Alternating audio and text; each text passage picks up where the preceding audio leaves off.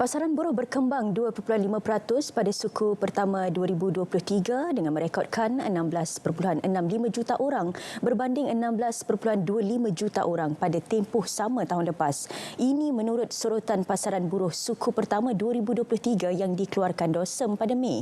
Bilangan penganggur pula menurun 12.6% pada suku pertama 2023 kepada 586,900 berbanding 671,200 pada tempoh yang sama tahun lepas. Pelbagai faktor yang menyumbang kepada momentum positif ini. Yang penting hari ini reformasi pasaran buruh ini yang akan kami fokuskan dalam BIS Malaysia petang ini. Teruskan bersama saya Faiz Syahranizam untuk 30 minit yang berikutnya.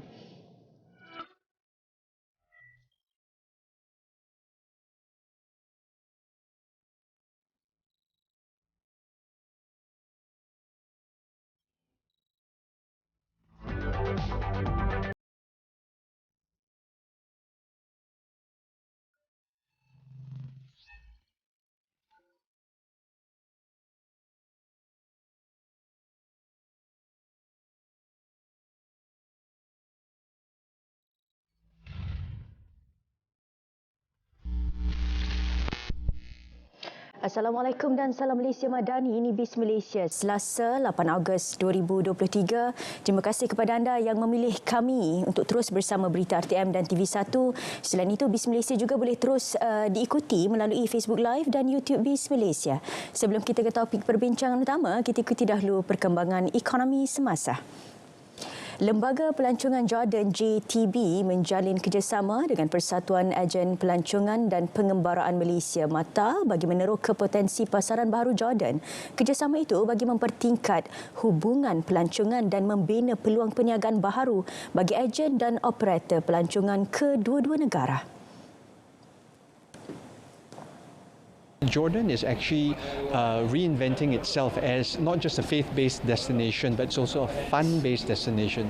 So for agents, it's going to be a new theme, and I believe, as they've already mentioned, that there will be quite a number of new products. Bagi memastikan aliran pelancongan kedua-dua negara berjalan lancar, pihak JTB turut melakukan sesi libat urus bersama ejen dan operator pelancongan di Malaysia. Sehingga Jun 2023, Jordan menerima sebanyak 6,522 pelancong dari Malaysia. Dan seterusnya, lebih ramai golongan belia di Pelawa meneroka peluang dalam industri pasaran modal sebagai pelabur atau remiser. Pengerusi Suruhanjaya Security, Datuk Seri Awang Adik Husin berkata hanya 7% pelabur berusia bawah 45 tahun, manakala remiser dipelopori mereka yang berusia lebih 50 tahun. Smart executives to attract young investors. They are more technology savvy and they understand each other better. I hope ASB can also teach some marketing techniques to our students here, as well as social skills, so they can have self-confidence in order to be young ambassadors of the capital market. Beliau berucap pada program Invest Leadership Program Anjuran Asia Schools of Business di Ibu Negara. Program tersebut bertujuan menggalakkan penyertaan graduan ke pasaran modal merangkumi latihan komprehensif selama sebulan, diikuti latihan praktikal 6 bulan bersama pemain industri. Seramai 200 peserta terlibat dalam pengambilan sulung tersebut. Industri halal Malaysia perlu bergerak lebih aktif untuk tembusi pasaran ekspor lebih tinggi supaya sasaran RM300 bilion nilai ekspor halal negara dapat dicapai 2030. Untuk itu, Pengerusi Halal Development Corporation HDC, Khairul Azwan Harun berkata pihaknya mencadangkan agar HDC turut diberi peranan dalam pengeluaran pensijilan halal. Jelas beliau, berdasarkan pengalaman dan pengetahuan berkaitan pasaran halal global, pihaknya yakin dapat memenuhi keperluan industri bagi mencapai sasaran itu.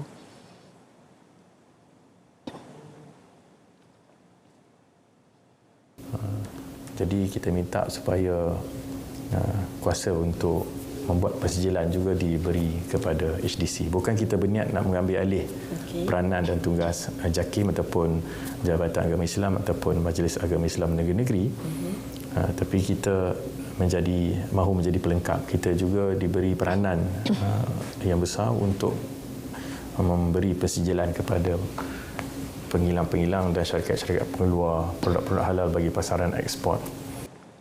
$. Pada tahun. Jelasnya rundingan sudah pun bermula dan pihaknya sedang menunggu arahan selanjutnya.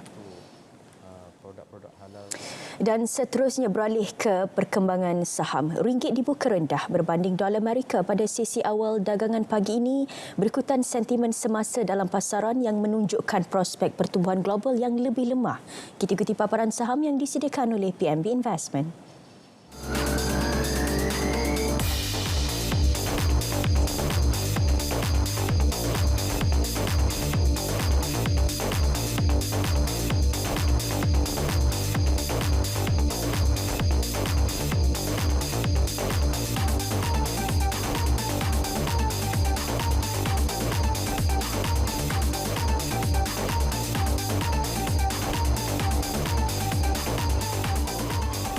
Dan menyusul topik Bual Bis selepas ini, reformasi pasaran buruh. Kita berehat seketika, terus setia bersama Bis Malaysia. Bagaimana mengundi? Buat semakan tempat mengundi dan pergi ke saluran yang ditetapkan. Masuk ke tempat mengundi apabila dibenarkan oleh polis yang mengawal. Serahkan MyCard dan slip saluran kepada kerani pengundian pertama. Tunjukkan kedua-dua belah tangan untuk diperiksa. Bergerak ke hadapan kerani pengundian kedua. Celupkan jari telunjuk kiri ke dalam botol dakwat pilihan raya. Dapatkan kertas undi daripada kerani pengundian ketiga. Tandakan pangkah pada ruang kosong bersebelahan nama dan simbol calon pada kertas undi. Masukkan kertas undi yang telah ditanda ke dalam peti undi. Keluar segera dari tempat mengundi setelah selesai. Laksanakan tanggungjawab anda.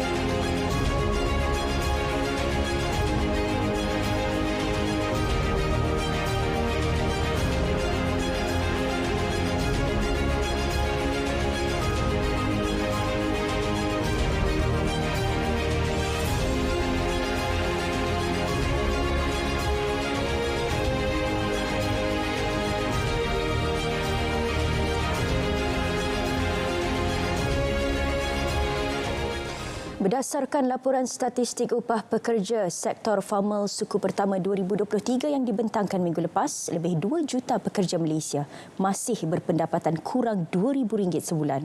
Untuk itu, kerajaan membincangkan dasar gaji progresif dalam mesyuarat Majlis Tindakan Ekonomi Negara MTEN semalam sebagai satu anjakan reformasi pasaran buruh. Dan bersama saya di studio, Muhammad Zarif Luqman Hashim, Ahli Ekonomi Pusat Kajian Pasaran Buruh Masa Hadapan EU ERA. Selamat datang Cik Zarif. Terima kasih Syaira. Ya, kalau kita nak cakap pasal pasaran buruh, setiap tahun kita berhadapan dengan pengangguran, kita berhadapan juga berbicara juga bagaimana untuk kita kreatif dalam mengatur pasaran buruh negara. Kalau kita nak berbincang pula, pada awal COVID-19 kita berlaku cabaran dari segi penyusunan pasaran buruh. Betul. Tetapi kini kita dalam pemulihan ekonomi. Apa sebenarnya yang berlaku dan realistik selepas COVID-19? Okey, terima kasih Syaira. Ya.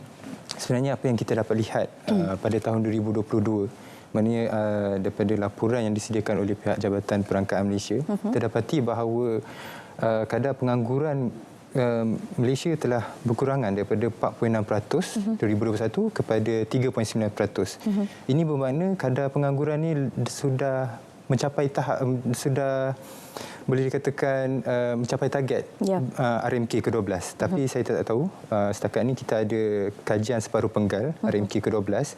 Mungkin kadar pengangguran ini akan disemak semula supaya kita dapat sasaran baru. Sebab kita dah capai sasaran, maknanya kita perlukan sasaran baru. Tapi apa yang dapat dilihat di sini, apa yang membimbangkan adalah kita dapat lihat golongan belia. Pengangguran golongan belia pada umur 15 hingga 24 tahun meningkat pengangguran dia daripada 11.3% kepada 11.7%. Walaupun kita perlu ingat bahawa ekonomi Malaysia telah pun bertambah baik daripada tahun 2021, maknanya pada tahun 2021 kita banyak PKP, PKPD, dan pada tahun 2022 kita dah buka semula. Tapi golongan belia ni sangat boleh dikatakan membimbangkan sebab kita sebagai untuk menjadi sebuah negara maju, kita perlukan golongan-golongan belia ni untuk memupuk ataupun untuk menyokong menjadi pelapis pada masa akan datang. Tapi sebaliknya berlaku, dan juga kita lihat balik sebelum-sebelum ni pada tahun start sebelum COVID lagi, golongan belia ni, pengangguran golongan belia ni semakin lama semakin meningkat. 3 tahun berturut-turut meningkat sebelum jatuh pada tahun 2019 dan meningkat balik pada tahun 2020 disebabkan COVID. Tapi lepas COVID ni sama juga pattern dia. Maknanya kita perlukan intervensi kepada golongan belia ni juga. Okey, pasca COVID-19, kalau kita nak lihat dari segi peningkatan selepas pemulihan ekonomi, pelbagai sektor yang baru wujud dan sektor sedia ada yang berpotensi. Kalau kita nak tahu sektor apa signifikan menyumbang kepada pemulihan ekonomi yang lebih baik dan sektor apa pula yang berpotensi untuk digerakkan lebih maju. Okey. Untuk sektor kita fokus kepada 5 sektor utama, iaitu perkhidmatan, pembuatan, pembinaan dan juga pertanian dan juga pelumpungan. Sektor utama yang telah menggerakkan ekonomi Malaysia pada tahun 2022 adalah sektor perkhidmatan, iaitu telah menyumbang ataupun peningkatan menyumbang kepada 10.9% peningkatan daripada tahun sebelumnya 2021. Dan juga sektor ini adalah penyumbang terbesar kepada sektor pekerjaan, iaitu merangkumi 65% daripada keseluruhan pekerjaan. Maknanya sektor ini memang betul-betul besar, dan juga kalau kita nak jadikan sebuah negara maju, kita perlukan sektor ini. Maknanya sektor services ataupun sektor perkhidmatan ini diperlukan untuk sebuah negara maju. Dan juga sektor yang kedua, penyumbang terbesar adalah sektor pembuatan, iaitu pada kadar 81% peningkatan dia, dan juga jumlah pekerjaan dia adalah 16.8%. Maknanya sektor kedua-dua sektor ini adalah besar. Berbalik kepada sektor mana yang kita boleh lihat, dari segi sektor perkhidmatan, kita perlukan sektor perkhidmatan yang berteknologi tinggi. Maknanya pemberian perkhidmatan yang lebih kepada teknologi, penggunaan teknologi yang banyak, supaya kita boleh memupuk pekerja-pekerja ini untuk meningkatkan kemahiran mereka, dan juga dalam masa yang sama untuk kita mengurangkan liability kepada buruh. Maknanya pada ketika ini Malaysia ni lebih kepada pasaran buruh pasaran berteraskan buruh, maknanya lebih intensif. Kita perlukan sektor-sektor yang lebih kepada teknologi intensif. Okey, faham. Bermakna selepas COVID-19 berlaku pengembangan teknologi dan digital, dan ketika itu selain daripada kita memerlukan pasaran buruh yang mengikut kepada sistem tradisional, kita perlu pembangunan juga teknologi dalam pasaran buruh. Betul. Kita nak lihat juga, kalau kita nak faham sentuhan reformasi pasaran buruh negara, inisiatif kerajaan apa yang sebenarnya perlu digerakkan untuk reformasi. Kalau kita nak cakap reformasi, ini satu perubahan yang bukan sahaja kecil-kecil, bukan sahaja figure dari segi penggajian dan sebagainya. Apa perlu disentuh dalam reformasi pasaran buruh negara? Okey, reformasi pasaran buruh negara, maknanya itu secara besar. Sangat besar. Tapi apa yang kita boleh lihat, saya boleh bagikan kepada 3. Maknanya apa yang negara perlukan sekarang ni. Satu adalah berkenaan dengan memperkasakan wanita. Maknanya untuk memanggil atau memujuk kembali wanita untuk bekerja. Okey. Sebab sekarang ni kalau kita tengok negara-negara maju seperti Jerman ataupun negara-negara lain, kita dapat lihat walaupun berlakunya penurunan kadar kemasukan wanita ke dalam alam pekerjaan, tapi selepas mereka bersalin, lepas mereka melahirkan anak ataupun menjaga anak, mereka akan masuk balik. Tapi ini tak berlaku kat Malaysia. mungkin ada perlu perubahan dari segi dasar pekerjaan wanita negara. So, apa yang kita dapat lihat dalam ekonomi madani ini salah satu contoh yang bagus. Kita dapat lihat bahawa ekonomi madani ini ada bersentuh berkenaan dengan pemerkasaan wanita ni.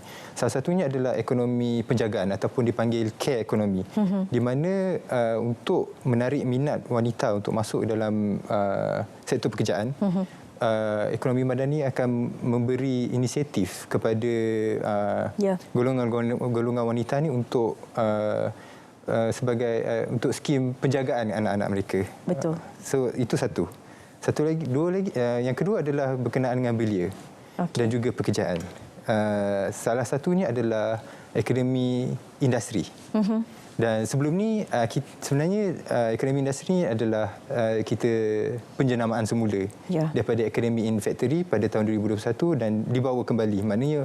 Maknanya itu adalah baguslah, kita dapat lihat bahawa Malaysia ni kita apa yang bagus kita bawa kembali, kita bawa balik.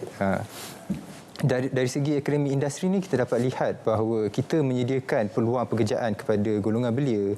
Tak kisah golongan belia, golongan ada juga golongan payroll, maknanya lepasan banduan, dan juga kita memberikan mereka pekerjaan dalam masa yang sama memberikan mereka kemahiran yang diperlukan untuk pekerjaan tersebut. Ini secara tidak langsung kita dapat memupuk bahawa pekerjaan tu memerlukan kemahiran, dan juga kemahiran tu akan meningkatkan lagi penggunaan teknologi pada masa akan datang. Okey, Encik Sarif dah menyentuh TVET. Okey, kalau kita teruskan, apa sebenarnya dari segi, kalau TVET ini satu nak kata baru, tidak lama pun tidak. Dari segi pembangunan TVET, apa lagi yang kita perlu dalam Malaysia selain daripada kita perlukan tenaga buruh dan kepakaran? Okey, kalau kita sentuh berkenaan dengan TVET ni, kita dapat lihat kita mempunyai ataupun memiliki banyak pemain-pemain industri ataupun banyak institusi-institusi TVET tersebut. Setiap kementerian ada, Kementerian Belia dan Sukan ada TVET di mereka sendiri. Kementerian Pelajaran ada TVET dia. Betul. Pendidikan tinggi, pengajian tinggi pun ada TVET dia. So maknanya dalam masa yang sama kita ada banyak, tetapi kita tak ada satu, boleh dikatakan sebagai mungkin jadi kita kena satukan mereka. Penyelarasan semula, disebabkan mungkin institusi TVET ni mempunyai program ataupun kursus-kursus yang ditawarkan sama dengan TVET yang lain. Okey, faham. So bermakna dari segi penyelarasan, kursus-kursus itu perlu diperbaharui juga. Ya, betul. Supaya kita tak ada clash of interest. Maknanya setiap institusi itu akan mengeluarkan satu program ataupun tawaran program yang khusus.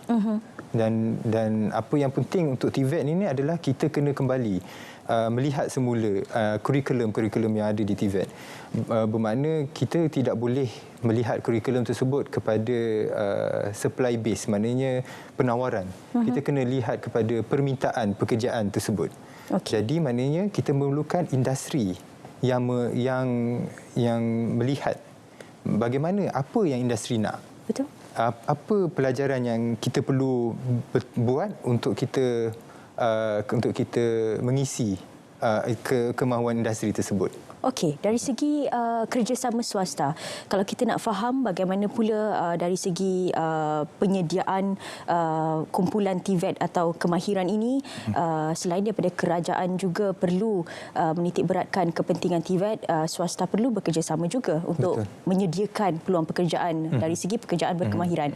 Tetapi semua itu kita akan berbincang selepas ini. Kita akan berehat ketika dalam BIS Malaysia.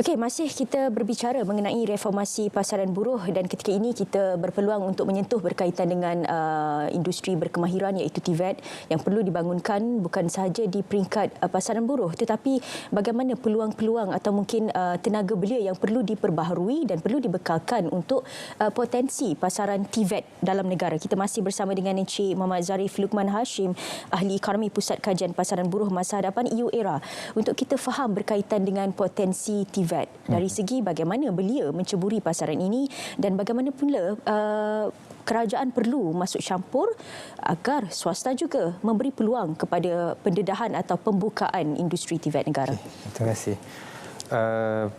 Untuk kategori TVET ataupun kita melanjutkan pelajaran ni, kita perlu lihat kepada pendidikan itu sendiri.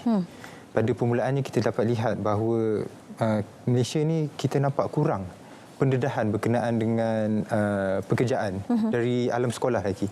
Macam saya dulu memang tak ada.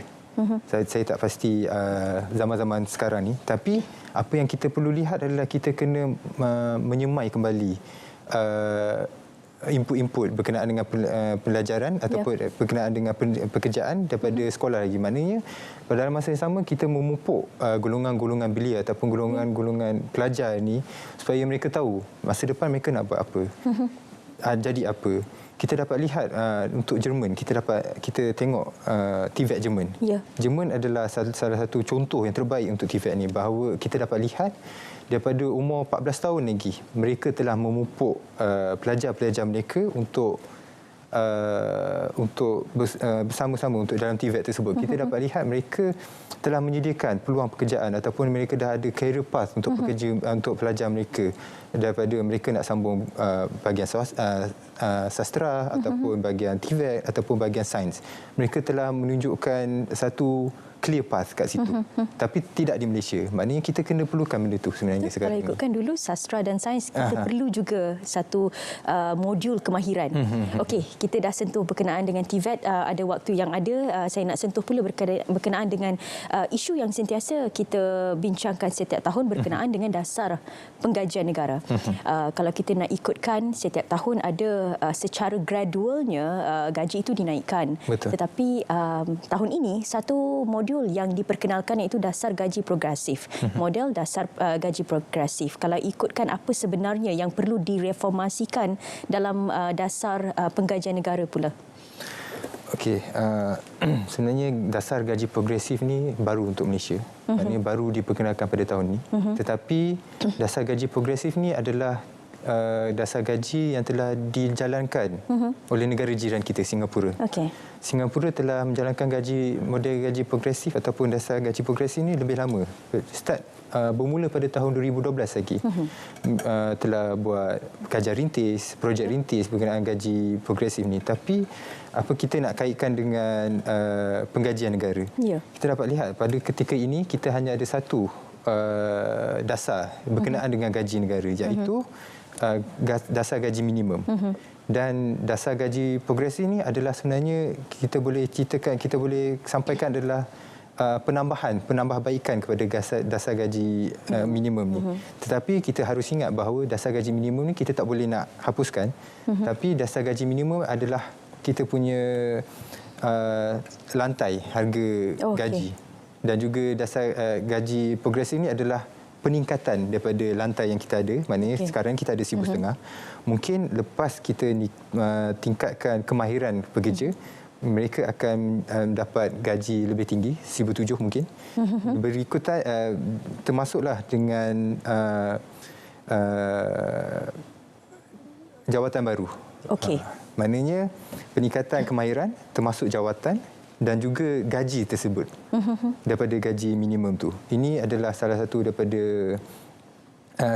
kami boleh katakan bahawa ini adalah langkah yang bagus. Pada ketika ini kami juga sedang menjalankan kajian berkenaan dengan model gaji baru dan salah satu input dia adalah model gaji progresif ni. Okey, ini juga bertepatan juga dengan bagaimana kerajaan perlu meneliti dari segi produktiviti pekerjaan negara. Betul. Kalau sekiranya dasar gaji progresif itu sudah diperkenalkan dan diaplikasikan, apa pula yang perlu dilihat dalam produktiviti pekerjaan negara? Okey, sebenarnya model gaji progresif ni adalah bagus dasar ni. Kita dapat lihat bahawa dalam masa kita dapat meningkatkan kemahiran pekerja, dalam masa yang sama kita dapat meningkatkan produktiviti pekerja tersebut. Okey. Sebabkan kita telah memberi latihan, kita telah memberikan program latihan dan juga kita telah menyediakan program-program yang ada supaya mereka akan meningkat dia punya gaji dan juga jawatan. Dalam masa yang sama, motivasi pekerja akan lebih meningkat. Kajian kami menunjukkan bahawa kalau kita meningkatkan gaji sebanyak 1%, dia akan meningkatkan produktiviti 2.2%. Berbanding kalau kita tingkatkan produktiviti dulu, maknanya sekiranya kita tingkatkan produktiviti sebanyak 1%, tapi gaji akan meningkat hanya 0.2%. Maknanya kuranglah. Masih. Jadi apa yang penting adalah kita kena tingkatkan gaji. Salah satu cara adalah dasar gaji progresif ni lah. Okey, dari segi bekalan kepakaran negara, kalau sekiranya apa yang kita dapat usik atau kita dapat nilai selepas dasar gaji progresif negara diperkenalkan, akan berlaku mungkin lebih banyak tenaga buruh, lebih banyak tenaga berkemahiran. Dari segi tenaga kepakaran, apa yang dalam kajian pihak Encik Zarif? Okey, dalam kajian kita dapati bahawa dasar gaji progresif ni pun juga boleh meliputi membantu kepada meningkatkan kemahiran dan juga kepada tenaga pakar. Ya. Maknanya dalam masa yang sama gaji progresif ni kita dapat lihat kalau kita dapat tengok ataupun kita dapat imbas kembali berkenaan dengan negara jiran kita Singapura, pada permulaan mereka hanya menjalankan kepada pekerjaan-pekerjaan bawahan. Ya. Tapi pada tahun 2023 ni mereka telah menjalankan kepada bahagian eksekutif, pengurusan. Maknanya dalam masa yang sama di Malaysia juga akan perlu dijalankan pada masa yang sama akan menjalankan pada kategori pekerjaan yang eksekutif dan berkemahiran inilah. Okey. Reformasi pasaran tenaga buruh, kalau kita nak sebut bagaimana reformasi itu perlu berlaku sebelum penjawatan atau pekerjaan itu diberikan, semasa dan selepas. Ini pula selepas perbincangannya. Dari segi adakah kajian dibuat dari pihak Zarif dari segi bagaimana kadar pencen, umur pencen dalam kajian? Ada, ya. Kami ada keluarkan satu kajian berkenaan dengan kadar pencen atau umur pencen ni. Kita boleh lihat dekat kami punya website ataupun laman sesawan dekat uera.org. Boleh dapat lihat juga. Dan juga kami juga dalam uera.org juga ada menyentuh berkenaan dengan gaji progresif ni, progresif. Jadi kembali pada persoalan tersebut. Secara keseluruhan ekosistem pekerjaan ni ada 3 jenis, iaitu pre-employment, pekerjaan dan juga pencen. Yang kita sentuh adalah pencen.